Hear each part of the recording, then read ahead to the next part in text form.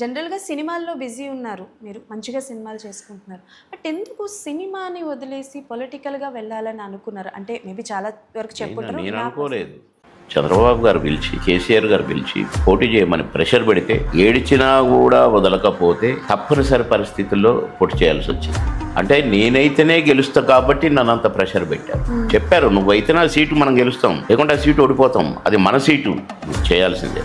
చేసా, గెలిచినాక అనుకున్నాను, ఓ రాజకీయంగా ఇందుక ఎన్టీ రామారావు గారు పార్టీ పెట్టారు, అయితే ఎన్టీ రామారావు గారు అభిమానిగా నేను దీనికి న్యాయం చేయాల్సిందే అనుకున్నాను. రెండోసారి పోటీ చేశాను, మళ్ళీ రెండోసారి గెలిచాను, మినిస్టర్ అయ్యాను, బ్రహ్మాండంగా వర్క్ చేశాను. ఎన్టీ రామారావు గారు ఏదైతే కోరుకున్నారో అలా ప్రజల కోసమే పనిచేశాను, పేదవాళ్ళ కోసం పనిచేశాను. షబాస్ అనిపిస్తున్నాను.